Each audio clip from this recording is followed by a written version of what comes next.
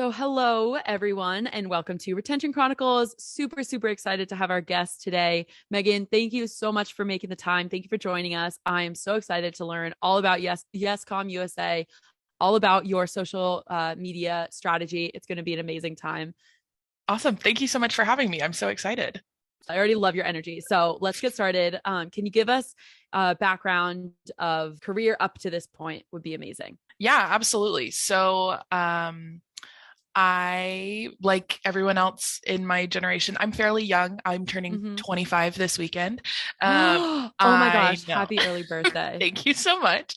Oh my gosh. With my generation, immediately was obsessed with social media as soon as it was handed to me at, Mm-hmm. 12 or whenever mom let us have Facebook or whatever. Um, as I grew up, I just kind of found that it was, like we were talking about before the recording, a marketable skill. And kind of seeing the potential in recognizing brands that I liked and having some family members in industries that were utilizing social media marketing early on. I really saw that and was like, oh, there's something here. This is a job to do something that I'm already interested in, that I'm already passionate about. So after school, I found an opportunity to work as a community manager for a gal named Kelsey Nixon. She's a TV chef and an influencer, and I just helped Ooh. her manage her social media. And honestly, through that experience, I was like, I have no idea how anyone over 10,000 followers or even 1,000 followers is managing their own Uh-huh. social media. And if that's going to be any sort of source of income for you, creating a team or some sort of community manager is a game changer. Um, and when it comes to brands specifically, that just continues to like exponentially grow the need for someone else to like have that just be what they have their hands on. Social media is just like this huge monster. And if you don't have someone holding the reins, then you're missing out on so much potential. So through my experience working with Kelsey, fell even more in love with social media marketing and just with this idea of humanizing a brand and becoming Mm. kind of customer facing in that way. And then just recognizing that generates not only obviously hopefully revenue Yeah. but also like a conversation and a relatability. Um, and honestly, that is kind of what led me to YESCOM. I kind of found out about them offhandedly, realized that I had bought something from them on Amazon at some point in the past, Yeah. and so I was like, oh yeah, these guys, let's do this. um, and just kind of fell into this job a little over a year ago now. um, and now I'm here and we're running this social media and it is so fun. Yeah, I hope that answered your question. Oh, it did. That was perfect. Yes. I have so many things I want to go into. So, like social media from a young age, this is one thing. So, I also relate to this being just like Gen Z and, Ah, um, and I also manage our social media here at Millennium. right. And so what about it like really enticed you? If you had to like pinpoint it, how could you Yeah. articulate that? I've tried to think about this before. Let me think if I if I can give you a good answer. Um, not to get too philosophical, but I think that Do human it. connection really is kind of the purpose of, I would say, life, but I feel like that's a little grand. So at least my life, it's all about human connection. In When I think of like my personal values and things that are most important to me, the ability to be connected is really close to the top of the list, whether it's friends, family, even like strangers, and just being like socially aware and being a part of the human conversation. Um, and honestly, I don't think that there's ever been a better asset to that than social media. So just as far as like it being aligned with my values, um, and we can also talk about all of the like the hard things, the evils, the like whatever about social media. But at the end of the day, I think its greatest use is its ability to connect humans, which just lines up with my values. Yeah. Yeah. I love that. I feel like, my response to the same question that I posed to you would be something similar. And like the connection and also the discoverability factor of social media is Totally. just so intriguing, Yeah. which of course goes into human connection, but like just the amount, I mean, and I'm a big TikTok user. I talk about it a lot on this podcast. Yeah. um but like the amount of things I feel like I've learned from social media Totally. and being on that side of things, in addition to staying in touch and um having that accountability there, it's Totally. just so fascinate to me. I'm like, there's so many things I wouldn't learn. Yeah, well, and it's wild to think about connection on the level of like not just person to person. Like you and I can be friends on Facebook, follow each other on Instagram, We but we can better be also, after this. I mean, honestly, writing down your contact info. But being friends with each other on TikTok gives you access to someone else's For You page, which shows you deeper things about them that you wouldn't have learned just on Facebook, which shows you different things than what you would have learned on LinkedIn. But then beyond that level, if it's like a pyramid or whatever here, I'm doing a lot with my hands, which is great for podcasting, that no one will ever see. You can describe it. Yeah. I'm drawing a pyramid with my hands.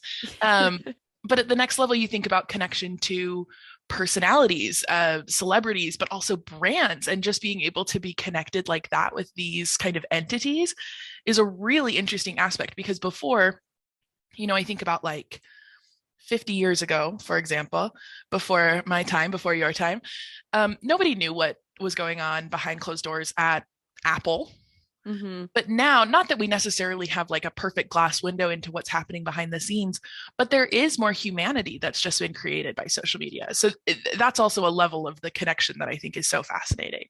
Yeah. Yeah. That's awesome. I love that you brought up that point as well. And would you say like you saw a lot of that working with the influencer? Was it Kelsey Nixon? Yeah, Kelsey Nixon is her name. She's wonderful. Everyone should follow her. I'm still advocating for her, even though I'm no longer working for her. She's just phenomenal. Love her content. But yeah, absolutely. I think that like working with her really closely, most days I was actually in her home because she is a chef and she's a home chef. And so we did a lot of talk about being honest and being vulnerable. And I think that that was a really interesting perspective to take coming into YESCOM.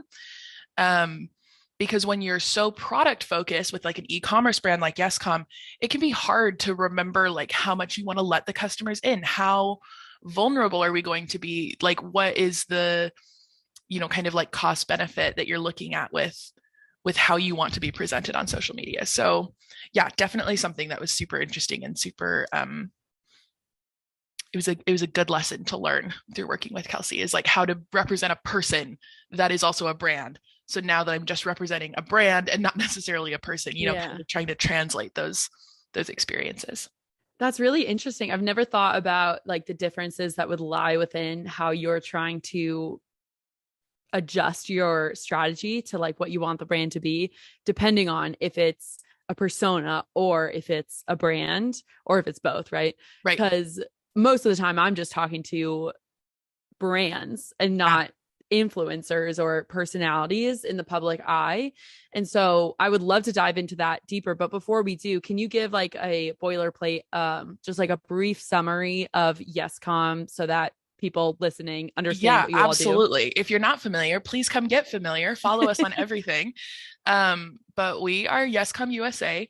We are a brand specifically focused on providing products to our customers that will fulfill your passion. And that is a super broad topic, which is great because we have a super broad, what's the word I want to use? Repertoire catalog of products. So we sell everything from makeup cases and accessories to camping gear to treadmills and exercise bikes, anything that is going to enhance your life and allow you to really fuel what makes you happy and what provides like that hobby escape in your life. YESCOM just had our 20th birthday last year. We're all grown up. We're a 20-year-old company. We were started by our CEO. His name is Andy Lee. He's wonderful. He's across the hall from me here, across the building, actually. And it started as a cell phone accessory company, actually 20 years ago. And I think even out of his garage here in Southern California. And then it just kind of continued to scale over the years. And with Andy being really brave to kind of dive into e-commerce early on, we were able to scale. And we now sell our products mostly, honestly, through Amazon and through our website. But we do also have products in stores like Walmart, things like that as well. So yeah, that's kind of who we are, an e-commerce brand, lots of products focusing on fulfilling passions. Yes, love it. And if I'm not mistaken, your website is hosted through Shopify, correct? That's right. Yes. Yeah. Okay. Wonderful. Just wanted to make sure because that's all the cool kids are hosted through Shopify. So. Yeah. Thank you for saying it. So I didn't have to. Yeah. Yep. I love it. Well, you'll have to say hi to Andy down the hall across the building, wherever he Yep. is. Amen. Do Absolutely. do you happen to know what the like second product in the catalog was, like after Oh, cell that's a phone good accessories? question. Let me I'm just think. curious. Honestly, I don't know. I That's just know that okay. it's scaled super huge from like 0 to 100 really quick, and now we sell all of the good things. So Yeah. Yeah, that's wonderful. How big is your team? fairly small. We have about, I think, 30 to 40 employees here in our LA office, and that includes a huge warehouse team. So the office that I'm Okay. currently speaking to you from is the top floor of an office building connected to our warehouse. We also have a warehouse team in Atlanta, Georgia, that I think is about 20, 25 people.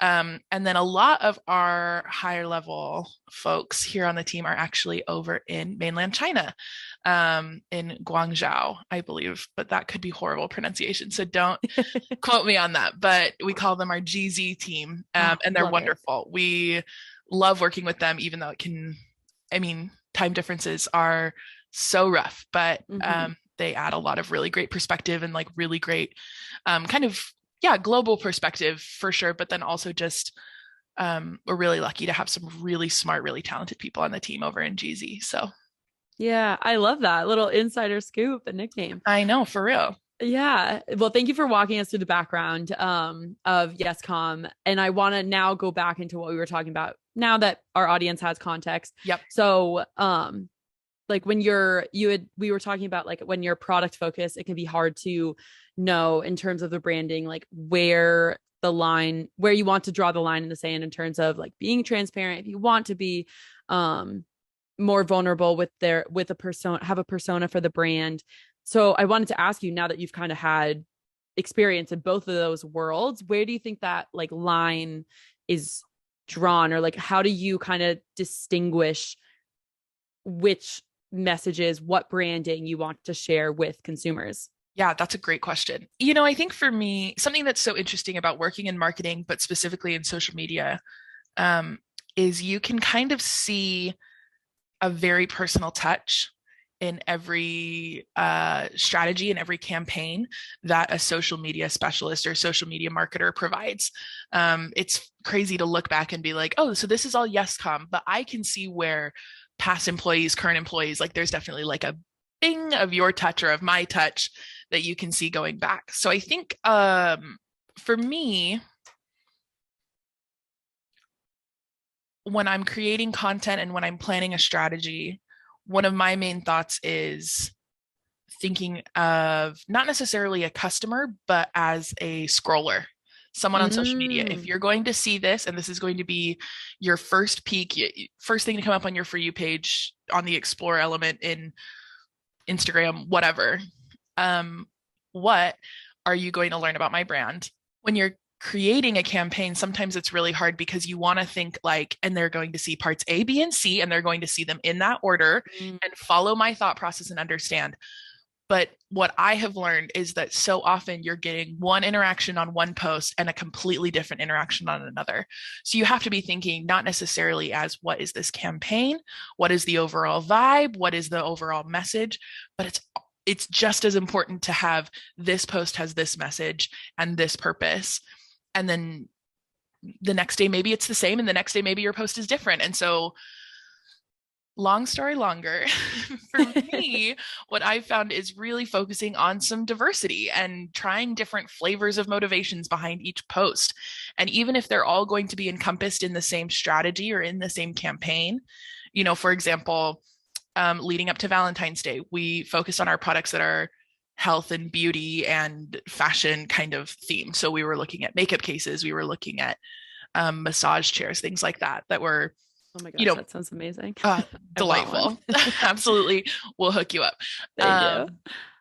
But looking specifically at, the theme of the campaign, Valentine's Day Mhm. gifts, and Galentine's Day gifts, because that's my favorite holiday. Had to Yes. celebrate that too.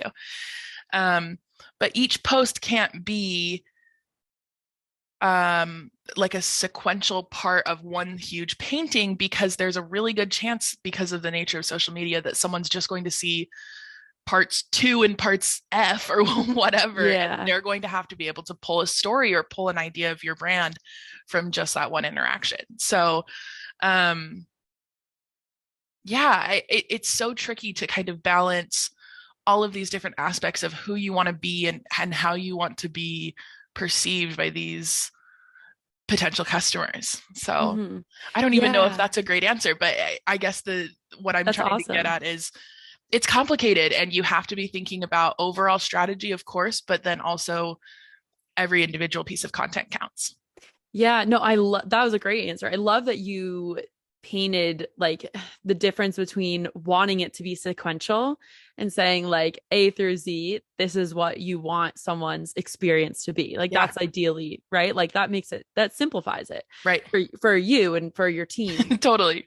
But the reality is so chaotic, right? And like Yeah.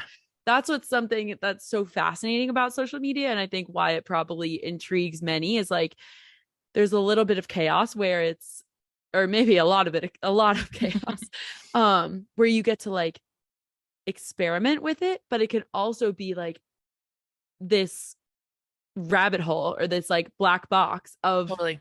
solutions where you're like okay we could do this which one do we actually do Right.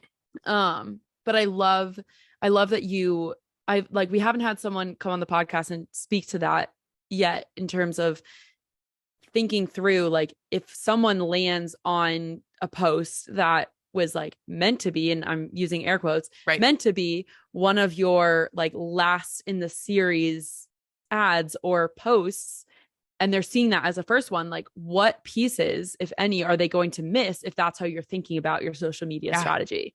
So are you this is more of like a tactical question when you're trying to think about like okay if someone lands on the third post in the series, are you trying to get at like the same CTA, the same copy, and like changing, I don't know, like the creative or something like that so that they're still getting the necessary information? Yeah. Or like, are you just kind of being like, you know, if they land on that third one, then they land on that third one and hopefully it's like good enough? Yeah, no, that's a great question. Honestly, it's a little bit of both. Some days, I'm feeling like, no, I think this message, this copy, this CTA is going to be so successful that I am going to throw it on three different versions. We'll have it on a carousel, we'll have it on Mm-hmm. stories, we'll have it on a reel because I believe in it. But then, even with the best intentions and the greatest of my strategical abilities, is strategical a word? We're going to make it a word. It felt like it was a word until it came out of my mouth. Sometimes they flop and that is so Mm-hmm. hard also.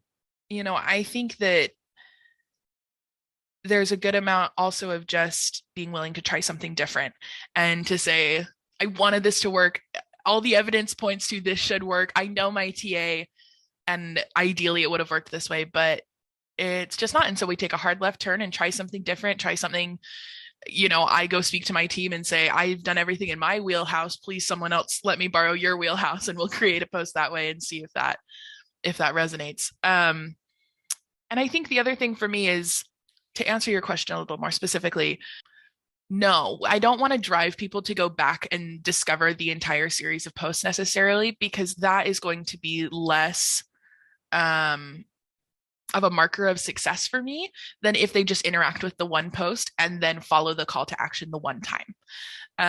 And so you're kind of weighing the pros and cons. Do I want this to turn into they follow me so that the next call to action kind of works and convinces them to do that? Or is it okay if they just have this one interaction and this is their only touch point? And because of the size of our following, we just surpassed 3,000 followers. When I joined the Congrats. team, thank you so much. When I joined the team, we were at just over, I think, 1,100. So Wow. dust off the shoulders Yes. there, working hard. Applause to you. Thank you, thank you. But we are still, fairly micro in the world of, or I mean, if you're looking at the scale of things, very micro. um, but at the size that we are, so many of the motivations behind my posts are just get the name out there, Mm-hmm. be customer facing, become a more recognizable name. And so even if the call to action doesn't hit, isn't discovered, the reels aren't the funniest that you've ever seen, whatever it is. If they come away with even a tiny bit more of an understanding or a recognition of YESCOM USA, then I will consider it a success. Yeah, as you should, first of Yeah. all. Well, and you kind of Um, have to let go of the pride of it too, because like mhm. ideally I'd be coming into work every day like viral, viral, viral, bam, bam, bam, and like perfect campaigns and a million billion sales. But and it can feel so personal just because of the nature of social media. Um, but yeah, at the end of the day, so many of the wins that come from social media marketing are just a tiny bit more recognition, a tiny bit more brand awareness. Um, Yeah. which There's are so many things. so much less Yeah. quantifiable, but it's Yes, yeah, great. yeah. Like the attribution is crazy, which I want to ask you about too. It's Yeah, like yeah. even just trying to like track that, insane. But I wanted to also acknowledge because you grew social media to 3K, which huge, huge success. Thank you. Um, and I do want to recognize too, like YesCom is a huge brand Yeah, and social media, just because like you said, it was like 20 years yeah. anniversary last year, right? So Yes, sorry. like Yes, right. it's a very established e-commerce store and brand, and now like social media, your social media profiles are starting to reflect that, which is Yeah. huge. Like I want to give Thank you you. that acknowledgement as Thank you well. so much. Of course. And with that I want to ask too, so there's so many things I want to ask about, so they might be out of order, but I don't No, care. you're fine. Ask me um everything. I'm ready. okay, so let's go with attribution first because I think that's the most natural segue. How are you, like, because it's so tough to tell just in marketing, right? Of like, unless you have really good systems set up, or like a very, you have like different people specializing, like very big team. Um, it's hard to like know exactly where branding is paying off, right? Like Yeah. someone could see an ad, some like in the beginning of the month, end of the month, they see another ad, and then like 2 months later, they get a friend who tells them, "Oh, I have this thing, you should buy it," and then they buy, right? So like it's hard because that might just look like it was a referral, or maybe it was just like inbound months later. But it could have been because of a paid ad from months Right. prior. Who knows where the seeds were planted and when and how many and who watered it? Exactly. Yes. Yes. I love that metaphor. That's a great one. I need to use it more. So, how are you all trying to track attribution? Do you care with like social media, trying to look at who's coming on your website, who's purchasing, all of that? Yeah, that is a great question. I think for me, and again, this kind of goes back to just the size that we are, social media wise, and the main goal. Another important side note: we just rebranded. In I think what year is it? It was in 2021, I believe, that we just rebranded, Yeah. and kind of really honed into this fulfill your passion and kind of redesign the website and all of those things that go into a really nice big rebrand.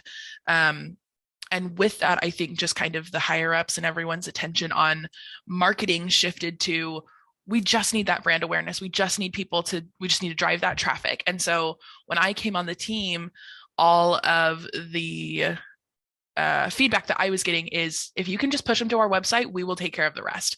So for social media, we're not even necessarily super sales focused. We are, let's get these people on my website. Um, Oh, okay. That's and cool. so I took a look at my experience, and how I can get people onto a website, and decided that overall, what I'm going to focus on tracking and on reporting is our rate of engagement and our growth rate percentage as far Mm, as followers go.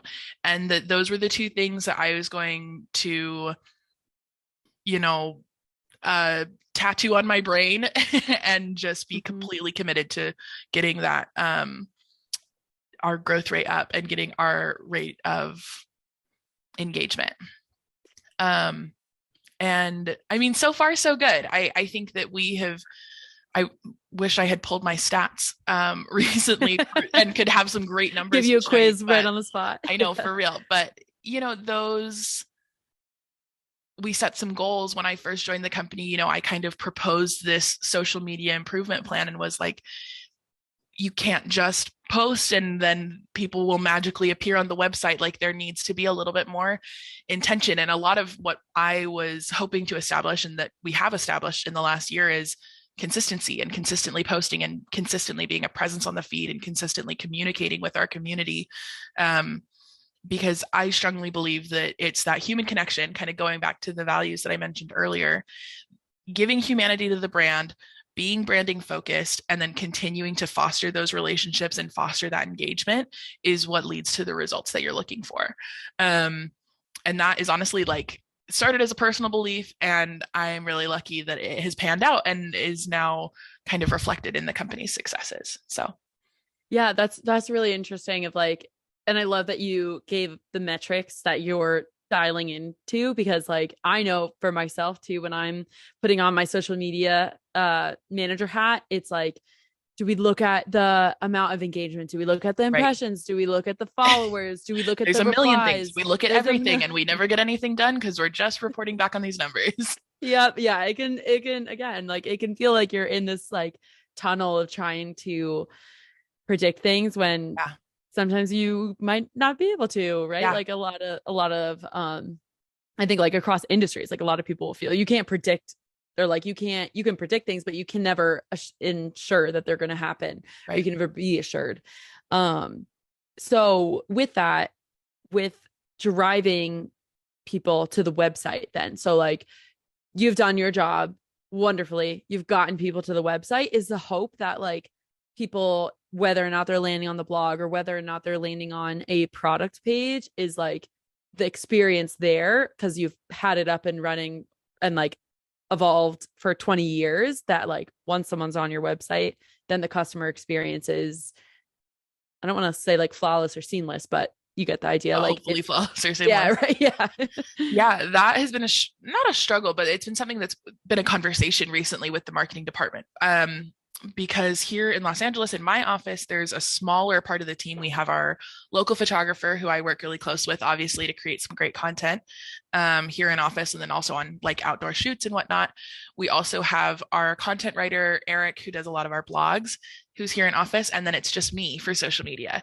Okay. And so a lot of the rest of our conversations, as far as like email marketing and how the website appears, is all still in my marketing team, but it is being operated out of GZ.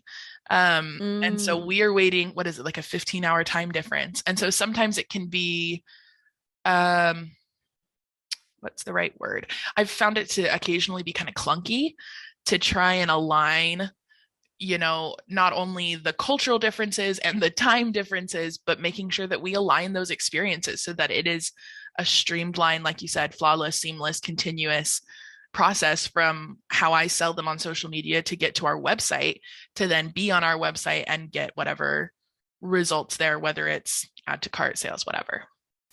So it's hard. Luckily, we have a really good team who's really talented and really,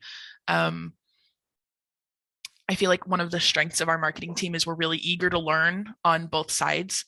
Honestly, I think it's just growing pains. And as we've like added more time and money and effort into social media, kind of learning how to adjust, not so that the website is different, but so that it's a streamlined process. It can be hard.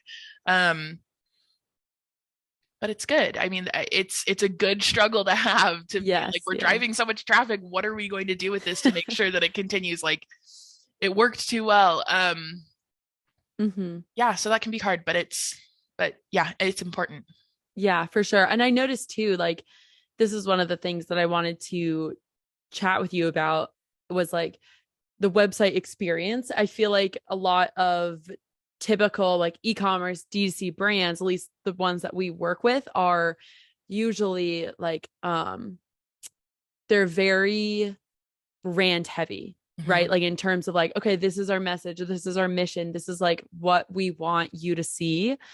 And they're like very like a lot of, most of the time, a lot of bright colors and a lot of like cute graphics, or like very creative. It has a very creative approach. And one of the things that I noticed with your website is that it is, I want to say like like a classic look, where it's like less of the more like minimalistic cartoon poppy, typical D2C experience. And with that though, with it being like more product focused on like your catalog, because there's just so many things that you guys offer, you kind of like have to be, that like your blog as well, your blog almost focuses more on like the higher level things that you would get from a brand, maybe, because it's more about like, oh, tips and tricks, like how to, I don't know, like I saw a lot of seasonality, like,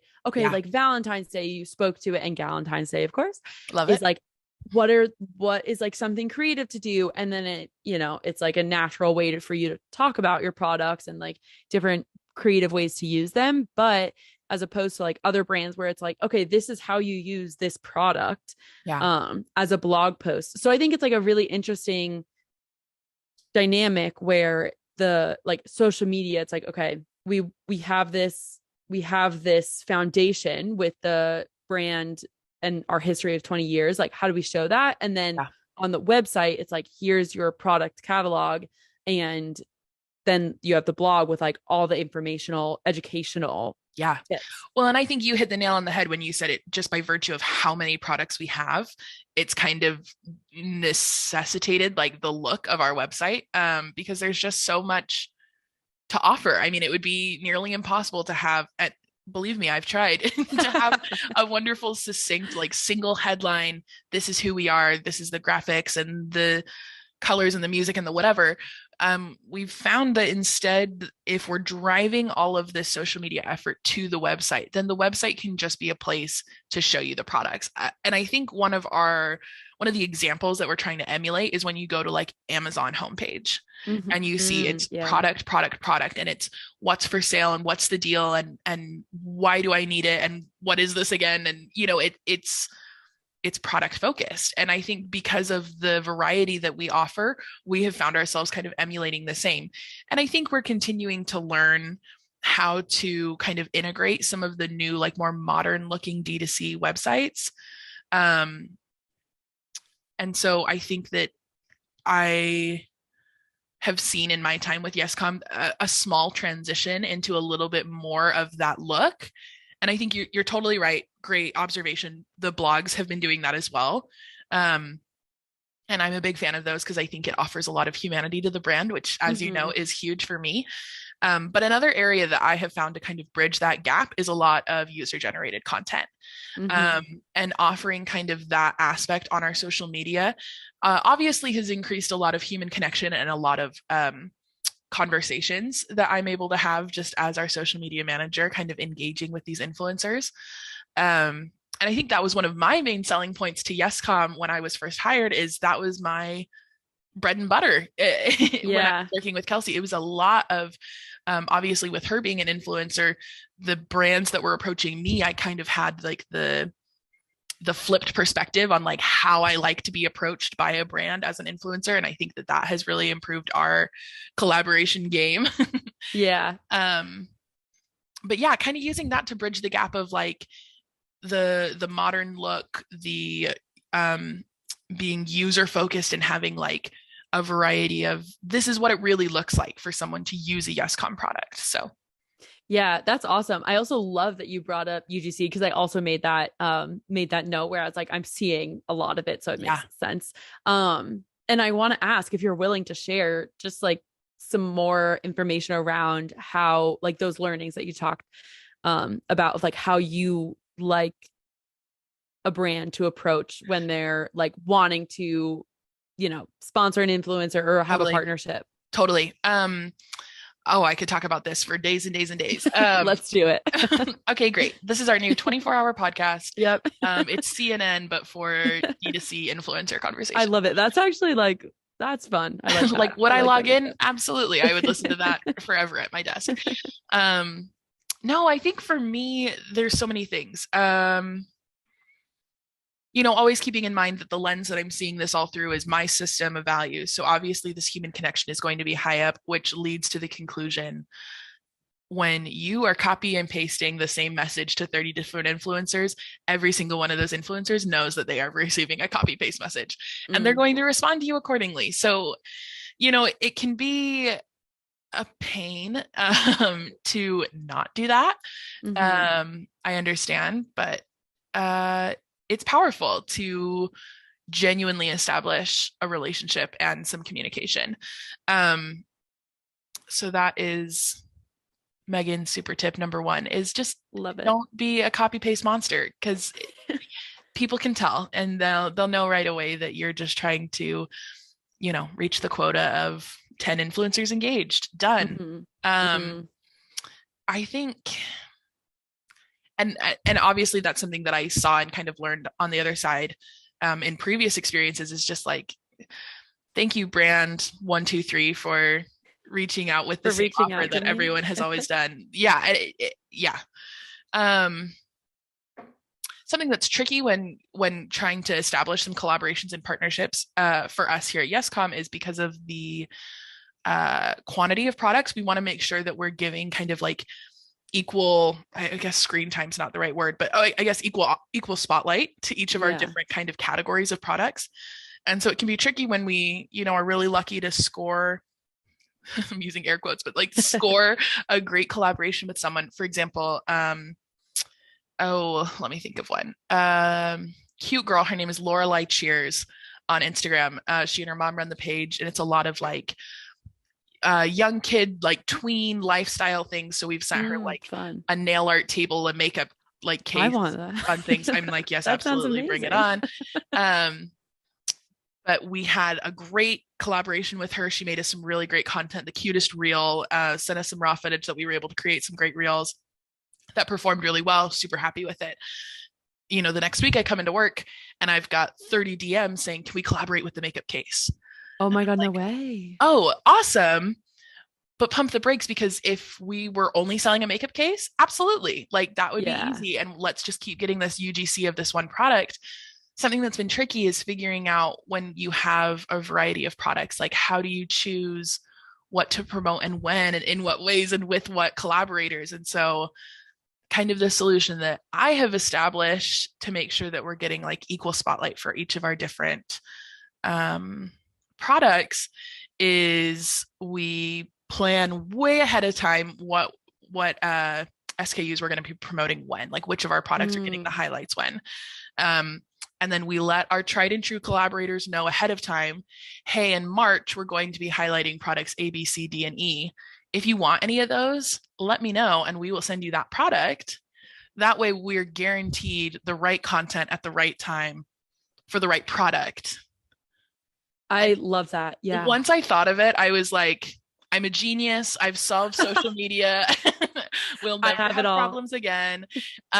It was such a dumb, simple fix to such a hard problem before, where I'm like, if I get one more DM of someone asking for a free treadmill when I've already given out 5 this week, like it's not sustainable for us to continue to get UGC of the same one product when we want to be selling and promoting all these other wonderful things that we have to offer.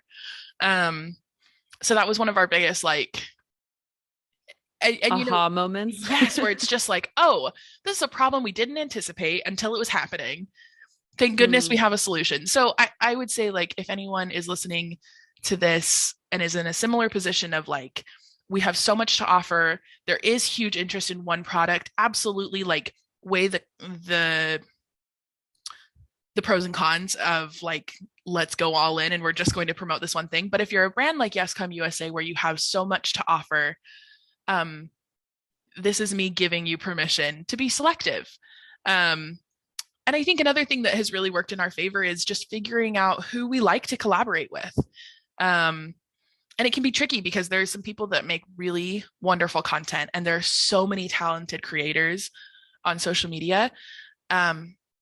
But some people are hard to work with and don't meet the deadlines and don't, whatever. And so, really just doing the work to give yourself permission to be picky and selective when it comes to UGC can be really tough, but I strongly believe that it is ultimately worth it. So yeah, I love that you like walked through all of that. So thank you. you're welcome. I know I put you on the spot with it. No, you're good. I'm happy to talk about, I genuinely, this is like my This jam. is your jam. So, I can tell. Yeah, I love it. And I think it could be so easy. Like I'm thinking about like if I were to get like 30 DMs on Instagram and be like, oh my God, we want to work with your product, like we want to be affiliate, whatever. I would be like through the roof, right? I'd be like, oh my God, yeah, send them all in. But then, right, like it's easy to get, grab happy or like super excited at the new and shiny thing. But it's like when I think of like higher level or like zoom this out a bit, it's like same thing with like retention, where it's like you want to make sure that the people that are already your people stay your people. So you don't want to like, same thing with influencers, same thing with your audience on social media. Like you don't want to completely just like turn left and then leave everyone else wondering like, oh, I thought we were like a really strong partner, or I thought, you know, this was your brand and you absolutely pivoted. So I love that you brought that to light. And I also love that you gave the example of like the treadmills, right? Like they're such a hot trend right now. Yeah. Oh my Like, gosh. Yeah. working from home, like even myself, I was like, you know what? My friend put it on her story. I was like, I think I need to get one of those. Yeah. But like, so my question here is because how you're looking at your process of like, okay, we know this is what we're going to be promoting at this time of the year. Like we want to make sure that we have content to match that. So a question for you is like, if something is trending, like the treadmills, is there like leniency towards like, okay, maybe if it's trending right now, we'll hop on this trend and like call an audible and pursue it because it's trending? Or is it like, okay, no, we need to stick to our strategy of predicting or like saying when our products are going to be going on, like these SKUs are going to be what we're focusing on? Yeah, honestly, the answer is both, with an emphasis on flexibility. Like I think that anyone who comes into social media with like a hard and fast plan and they've got content planned out for 3 months on planallylater.com, whatever, and it's just going to auto post, you're losing. You're going to lose social media. Sorry that I just called people losers, but it is what it is. It's this flexibility. Ruffle feathers. Absolutely. I'm a disruptor. No, but I think that like the adaptability and the flexibility is such a necessary aspect of marketing at large, obviously, when it comes to following and copying or buying into trends. But specifically on social media, you know, there's so many like blink and you miss it kind of things. Like we talked about TikTok earlier in this conversation. And I think that like, yeah, it's impossible to keep up if you are going to be strict about some sort of scheduling. So it's a combination though, because if you don't schedule anything, then the posts aren't going to create themselves, you know, and like the content doesn't just show up. So it's this combination of like planning in advance, having content planned, because that consistency really is huge. And we have found like huge benefit to just being a consistent presence on timelines. So like we will post twice a day, no matter what. But what we post twice a day is going to change based on trends and new products and, you know, all of these unpredictable factors. So yeah, just again, for me, like we have a marketing calendar, we have a strong like strategy focused plan of what is going to roll out when. But if I come in tomorrow and the entire world is interested in buying a new bathroom sink, then I'm going to drop everything and we're going to plug and play a little bit with what content we've already created and what I can make and reach out to so-and-so who lives close by who can promote this for us. And then we'll plug it all in and then continue to follow the strategy. So hopefully that kind of answers your question. It does. Yeah. The answer is both. You have to be flexible, but you have to have the content planned and you have to be consistent and be posting. Yes. I love it. So quick question for you. Yeah. In terms of like how you find out like what's trending, like, is it just you going on social platforms or like, are you looking at newsletters? Like how are you delineating between like, oh, the whole world is caring about a sink right now. Like we need to change this plan. It's such a good question. I think some of it is motivated by our marketing team in GZ, and they will come and be like, hello, according to our methods, our research, and what's happening on this side of the globe, here are the things that we've decided are the focus. And I think like those SKUs that they pull and that they are like research based, I not trust blindly, but I do trust my team blindly, you know, to provide like me with, somewhat blindly. Yeah. Like with one eye closed, I'm winking. Yeah. And so I think that's a motivating factor. I think there is like benefit to, even if it's just like dead scrolling constantly, you know, like I'll count that as a little bit of, you know, not even a little, a decent amount of market research will just come Yeah. from It's being work. present on social media. Totally. And so there is that piece as well. I'm trying to think what else we do. We do meet as a marketing team fairly frequently here in LA, so just my local team, and just make sure that we're constantly having that conversation of, okay, what are you seeing? What's on your For You page? What are the important things? Let's make sure we're all on the same page. And so even like, and it's something that's fun about working in marketing is you'll have a Mm-hmm. conversation about Rihanna's halftime show, and Yeah. it's like, this is relevant. This is work. This is, um, again, I just keep going back to that value system. But like when we talk about these human connections, like being really socially aware and really like interpersonally aware of what's happening is going to be the biggest benefit. I just honestly believe that. Yeah. No, I love that. And I think that's something that anyone hopefully who works in social media relates to, and everyone and anyone who's like looking to get in the industry Yeah. or works with people, I'm sure also relates or just has like social media like No, like honestly. Well, in and I their think personal life. it can be so hard too with a lot of teams now working from home or working remotely or like inconsistent, work schedules or whatever.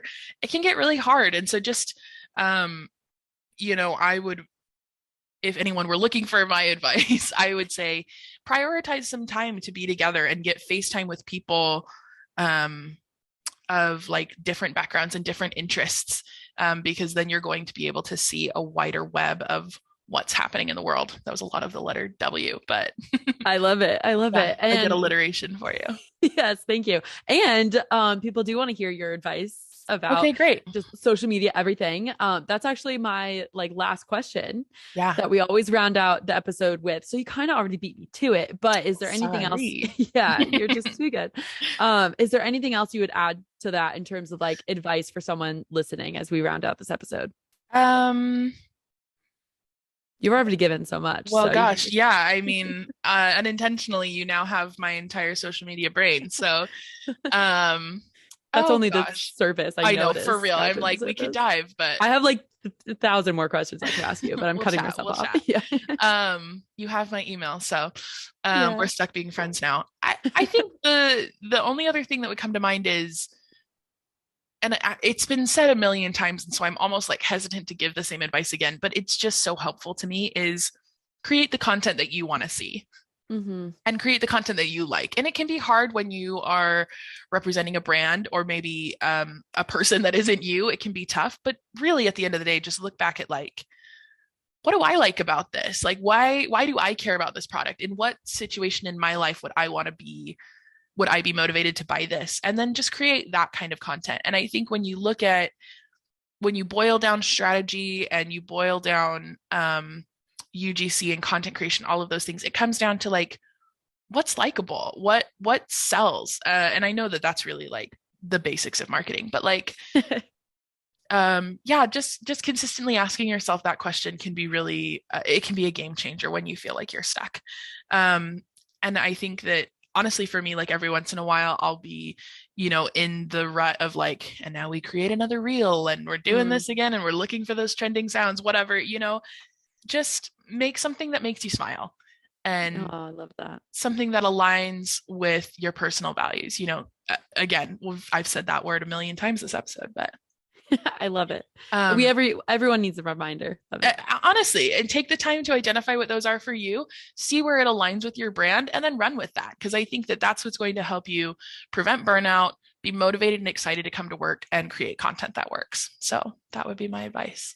Yeah, wonderful advice. That and this whole episode. So thank you for taking the time. Megan, this has been absolutely amazing to chat with you. Oh I my know it's gosh, just the thank first you of so many. much. So much fun.